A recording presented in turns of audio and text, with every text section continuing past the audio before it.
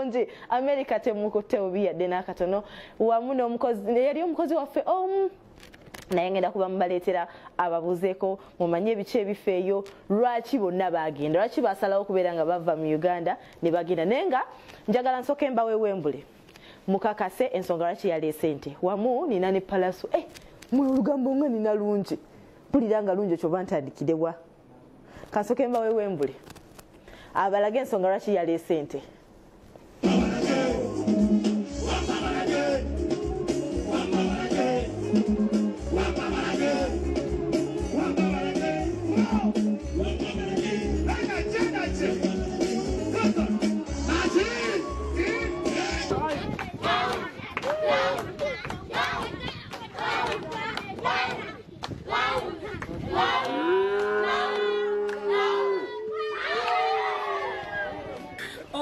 Mukulika ekivulu. Ekivulu kyo. Mukulika eyo nammwe. Twakivuddemu. Kyabadde kiti. Kyabadde so massive, kyabadde kirungi nnyo. Ebintu nga twabisuubira mwana we byabadde. Osagera ne bisukka nawo abantu batwaza omukwano mungi, abantu bazze mu bungi. Obosagede kugamba twagala tulowooza amanye okwepiica. Okwepiica abamu balina engeri bakifuula fane obusegira naye tulowoozesa oba mwana ngamalina banga ekintu ekyomuzannyo exactly obusegedde naye mwana we are so happy and so blessed up okuba muno abantu batanyize in big number obusegedde nebagamba maye bakabajje tukuba ebifaananyi tweteera ebishane twepiice otagedde abantu bagambye manyi ku lunaku olwo abantu gwetwekuba ebiki ebifaananyi nitwala abantu nga bazire naye okujja abantu bekuba ebifaananyi so nemubagamba nga onagamba wetwaviridde mu kivulu nga social media ekutta omuliro naye ffe ngaababadde bakimanyi nti ati wa mukulu oyo netusalawo tukunoonya olw'ensonga zino wammanga ente yabadde enonyeki ku stage ente efuuse ente ozagade yebedde ente efuuse ente naye yatuuka neetyanga eri ku stage ate yatya yatuuka netegeera ekyagireeseza okukola ozagade mali ffe tukola choreography webyo ebintu bya entrance mutuleesa abantu abamuyimbi tumugulirawo ayingire osagedde unveiling him osagedde tukola choreography associate training osagedde tukola training anduka training buli kintu ekibeeramu appropriate na tusobola okugikozesa obosagedde buli character ebeeramu ebeine kiza okukola kati nente mu choreography yaffe yalimu era twagitraininga tugigamba manyi time eno wetuuka bati ngina kutwala ku stage oba kuba beat bwet papala tatatata oyinosutuka otambule mu maaso ogenda obuuze ku ebyo muri asozi obosagedde so tugigamba manyi time wetuuka bati watambulako akantu wewala byagisika ogende mu maaso bati obuuze ku bantu obabuuzeko n'abeeno balamuse omale okole ki okomewo bosagedde era aliwo omuntu yakyakanyamu ne choreography yaffe n'ababbawunsa ng'agenda agikwata obosagedde ente yali emanyi kyezza okukola nkye yalina okukola size ente endalu ente li trained obosagedde so ate lwakinagigata mu art waffe tuli basajja bali creative obosagedde ne musajja muganda nimusajja muyiiya muno osobola okukozesa ekintu kinini kyolinawo ekikyo kirinakyo made obosagedde muno tuli basajja balunzi nagamba manyi kankwate ente yaffe mubitulumba obosagedde ngiyizeemu ekintu naye genda ezanye obosagedde ebeere part of the choreography ebeere part of the art nengitraining ekintu ekyo tugiteeka mu kyovola tewali yali agisika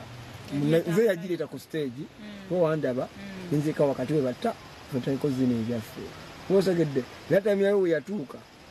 obosagedde negirako mu maaso ate by the way ente yajjawo naku 2 before ate nti oba onagalikola ekiri kyoyagala kamayo ka art kamu onokwata music nosoka ogikubira endongo yokayoka negiwulira nekimanyira nogikwata amataala ago nosoka gagimyasiza we bati mu maaso obosagedde mu maaso nogimyasiza amataala bagimikisingiramu naye alina time yaye ya rehearsals the day before so mulimu guba gw'amaanyi obosagedde so it was about art and using nokozesa ebyaffe byetulinawo okwa muno omanyi tewetaaga kuhayalinga bintu kuva Bulaaya okubeera nkola ekigo kyakabi kibula abazungu.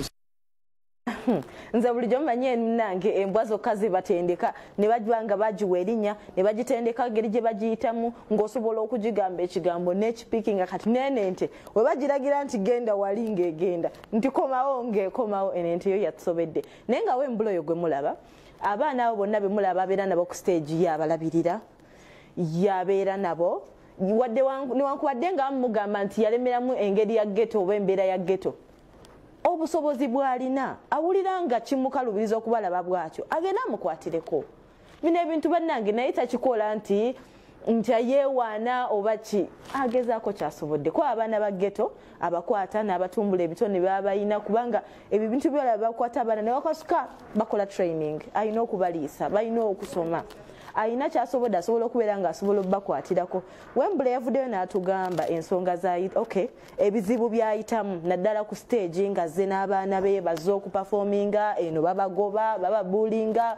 bambi ng'olaba ayisibwa bubi njagala mubawe ye mwennyini abannyonnyole ababulira obuzibu bwayitamu era n'abo abakolagana naye mumukwatire kuba mumuyambe mwe mumuyita akole nammwe ate oluvannyuma ne mumukwata bubi n'abaana be kabannyonnyole nfuna challenge nene nnyo nze nganze omuyimbi andaba muyiriza ekintu nentwala obudde bwange nenkiyiiya osegedde ntukana ne asozo omuyimbi y'omu yasasudde ne event organizer osegedde omuyimbi y'omu yasudde n'aba security omuyimbi y'omu yasudde n'ab'ekifo maybe oba osegedde naye ntuuka omuyimbi right nga nsasudde bulungi nnyo ne asozi zange azimonitorinze azifollowinze azibaddemu nentuuka on that day most times even ku sound check osogedde nyina abaana bangi mundaba mwana ku zishow nzije n'abaana nga basuka mu 10 oba osogedde nga basuka mu 10 abaana bangi mulimu abato mulimu abakulu netujja ku stage tujja naye nga mbalaba kuluka bavuukavuuka n'abasajja batategeera abatinga batalina bazadde oba osogedde nga basindikiriza abaana ati bafa ku baana oba osogedde n'osimbye abaana mulayini baba bamanyi bawembule ng'olaba oli awulira obutayagala bayingire ku sho kyokka be bagenda osonyusa abantu abo kati ente bali bagiganya ogiyingiza oba osogedde n'abaana balina okukwata ente bajjayo ku stage ekintu kyonga bakiraba ku stage kyonna mbuno osanga abantu ku mulyango abasecurity babawunsa naddala babawunsa awo bakisusa mwana oba osogedde mwana abawunsa bakisusa oluusi bayagala kukakasaamu mbuno wakanyama wakafuba kanene nimusajja mutini naye ate ndi munene mu bwongo munyama nyinza okuba ndi mutini naye mu bwongo ndi muki munene so nentunulira omuntu asindikiriza abaana oba osogedde notuuka sometimes tutuuka n'okujja kukola performance egitwala choreographies eyo yona ate oluusi ow'amatala n'agajjako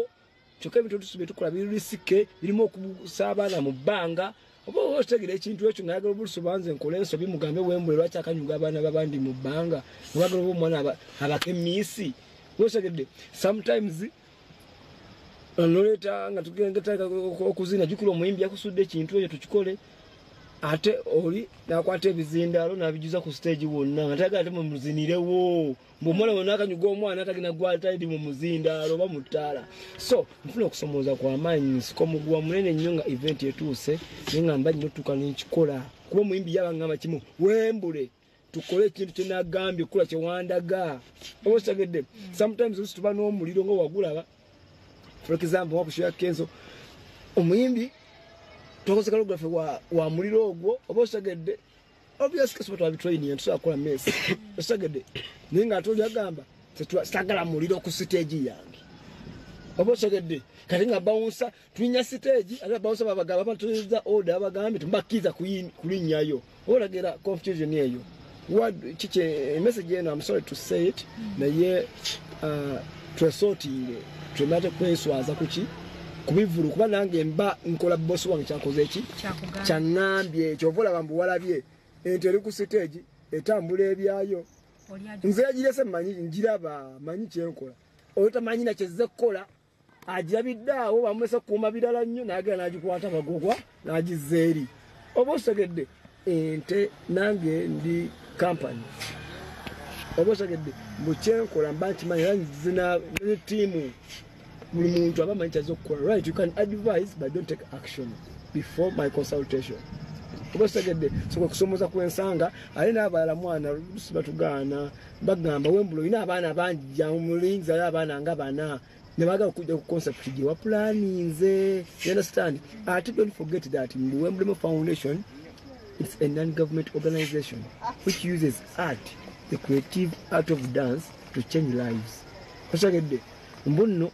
through my inspiration nasala wonkozese eyo fame gyenyina n'eryo ettutumu okulaba munno babategeera weebale nnyo kati nkozesa kyova olaba nze temulabanga disadvantage bw'abaana okujja gyendi ate nkikozesa nga advantage. Right now it is productive. Ndowooza mumwewuliddeko ate ku nsonga eyo yennyini kyenjagala okwongerezaako abayimbi muyina babawunsa be mujja nabaabo bannaye ne bafukira abantu ekizibu. First of all wobaga obukinze ekivulu ne bakugamba nti ogenda kupafominga negundi lwaki otuuka gwe oli ku bwangu oba wakkiriza sente n'ozikwata. Olunaku lw'eggulo tulina gye twabaddeyo ebukomero naye be twakoze nabo tebwatuyisiza bulungi. Osanze banno bapafominga bw'oyagala kuyisawo byolo okubalaga nti oli ku bwangu nnyo. Abayimbi abamu mweddeko bw'oba otuseleeti kkiriza nti otuseleeti opafominge mu budde bw'oba otuukiddemu. Totandika te kucyankalanya abantu babaze. Nakulwa nsonga eyo katugendeko ne mu break kubanga olugambo mu kyenkya kati osobola okukola ebyokulya byo nga okozesa engano ya pembe n'obisiika ne buto wa pembe oluvannyuma n'oyoza engoye zo n'ebintu nga okozesa sabbuuni wa pembe. Kampuni ya Okeba Seed erina ensigo ya kasolilonge 5 ne hybrid ez'ebijjanjalo eby'enjawulo n'esso y'ebika byonna ebigumira embeera y'obudde ate nga bisangibwa mu buli dduuka eritunda ebirime wonna mu ggwanga. Okeba Seed kuli leero nga luwagiddwa. Soft Care Petal Care has a floating design that perfectly fits. It reduces 70% friction on skin, absorbs fully and blocks leakages from both sides. Soft Care, yeah.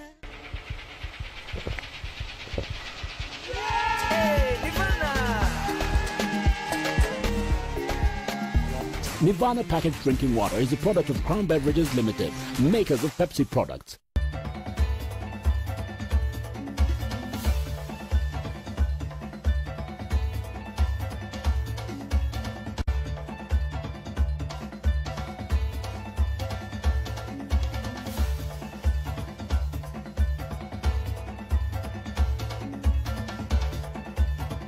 Leero nga luwagiddwa. Soft Care Petal Care has a floating design that perfectly fits. It reduces 70% friction on skin, absorbs fully and blocks leakages from both sides. Soft Care, yeah.